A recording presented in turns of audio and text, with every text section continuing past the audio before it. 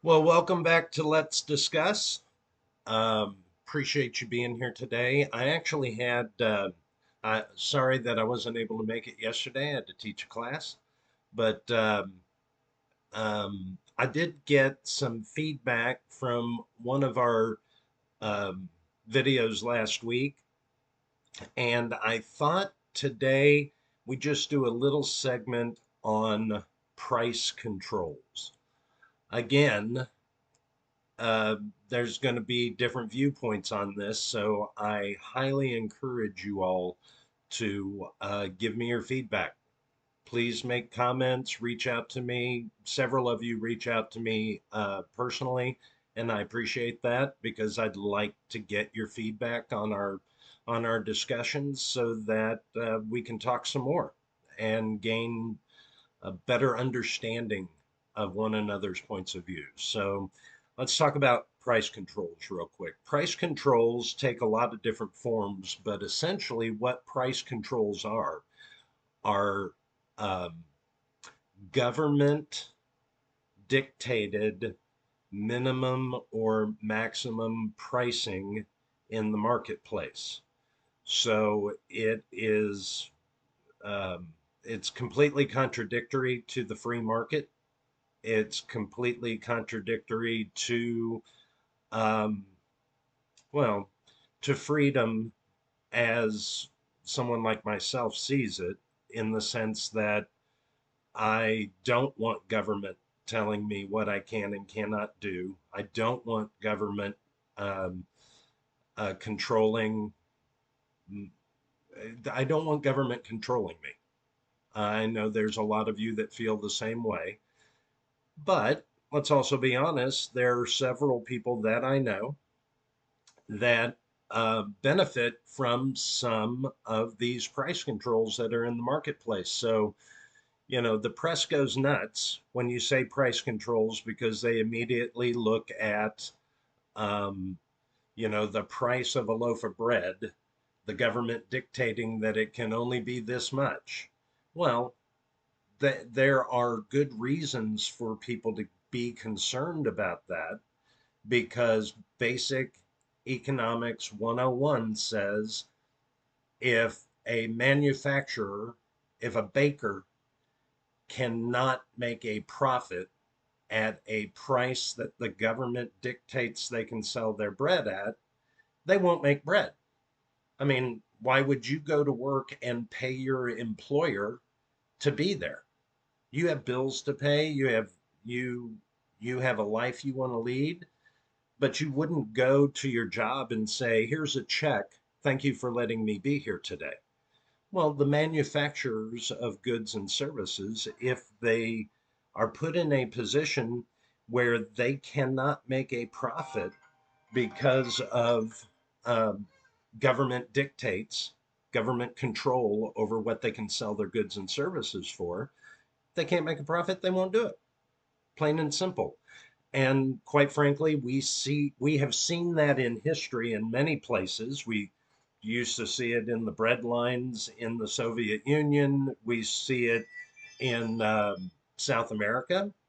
You know, you've heard me say this before, but Venezuela, a beautiful country, great people. I know many people from Venezuela. I actually have some friends that live there now, and they remember the days when Venezuela was the most prosperous country in South America. Today, it's poverty ridden, crime ridden, and a lot of that is because the government came in and dictated many things, including price controls. And when they did the price controls, they wound up having shortages in food. They had shortages in fuel. They they you know, if there wasn't a profit incentive for a company, then they stopped producing and it created shortages. It has happened here. For those of you of my age or older, you remember the 70s, you remember gas lines, you remember shortages of several things in the economy. And you know me, I'm an equal opportunity um, exposer.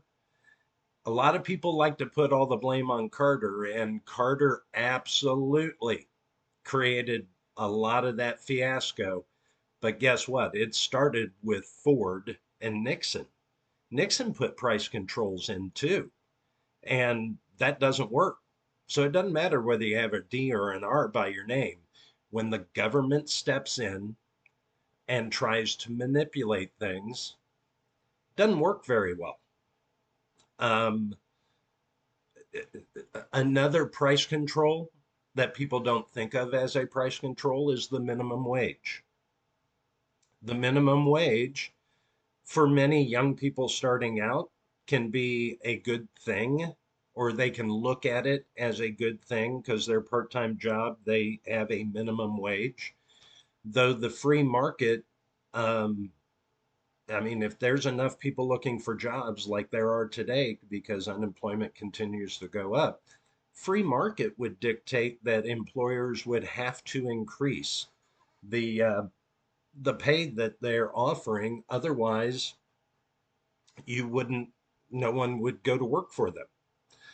Um, and we actually see in states like California and others where they have increased the minimum wage so high that fast food chains are having to shut down. Some retailers are having to shut down because they simply cannot afford, their margins don't allow them um, to pay that minimum wage. That doesn't happen everywhere.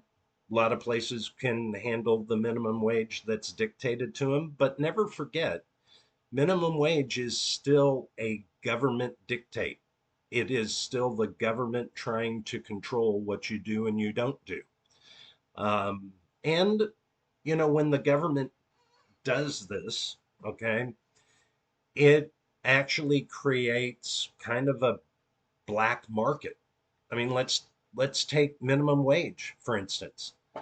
Current administration has let in millions and millions of illegal immigrants into our country, which means they don't have the right to work here, but they're working. And where are they working? They're taking jobs that pay less than minimum wage, okay, cash jobs, instead of forcing those employers to pay people a higher wage, which would happen in the free market.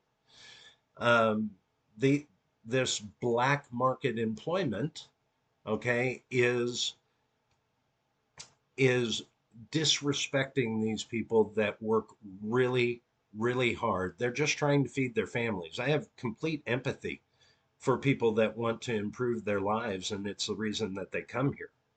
And we will cover immigration probably this week in one of our videos because there's a lot of things we need to talk about from both sides. But stay on price controls.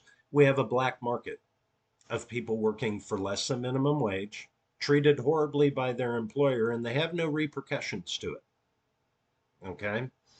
And so price controls that didn't work under a Democratic, I'm sorry, they didn't work under a Republican administration.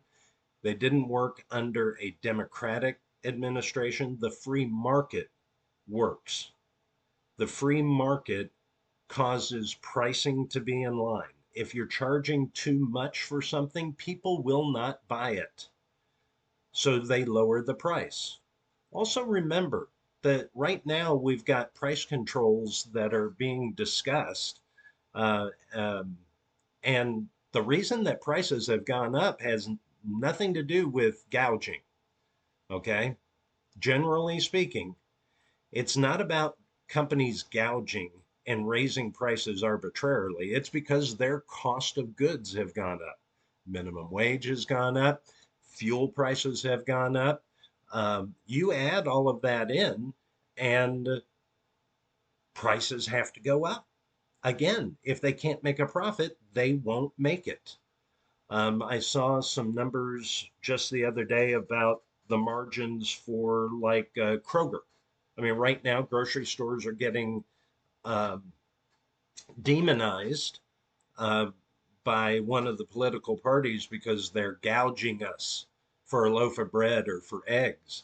Well, guess what? Their profit margins have actually gone down in the last 4 years. They make less money per transaction than they did 4 years ago.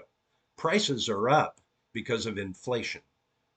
Prices are up because the government is pumping money, printing money, and pumping it into the marketplace, which inflation is caused by more money chasing fewer goods. Okay? And that's where we are right now. You raise the cost of goods, you have too much free money out there chasing those goods, prices continue to go up. I mean, again, this is all Econ 101. And both sides, both Democrats and Republicans, are both guilty of fear mongering by talking about price gouging and needing price controls.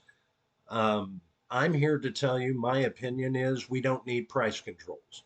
We need the cost of goods to go down. We need the government to get out. I'm not talking about unfair trade practices. That does need to be prosecuted.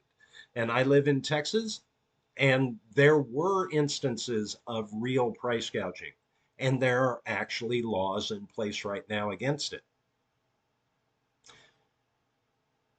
But the fact that a loaf of bread cost you twice as much today as it did 4 years ago has nothing to do with price gouging. It has to do with, again, the government trying to manipulate our economy and causing prices and cost of goods to go up. Let's get them out of our economy. Let's let the free market work because it works. So as you're looking at who you're going to vote for this fall, in just a few short months, actually look at what they say they want to do, but what they've actually done. Because there are people running for office that put us exactly where we are today. And they could have changed it 2 years ago. They could have kept this inflation from happening today. They could um, put in measures and get bills passed through the Congress to lower inflation, but they don't. They love using it as an election topic, but they don't actually want to do anything about it because if they did, they would. Seems pretty simple to me. Anyway, please give me your feedback. Let me know what you think. Tell me what you think about price controls. And I am sure I'm going to get some agreement and disagreement, and that's good because if we don't talk about this, nothing will change. People will, politicians, both sides, will continue to make promises they don't keep, have no intention of keeping, and you and I suffer. Our kids suffer. The future suffers um, because they're really just looking about control and more government control, kind of like price controls. Talk to you tomorrow.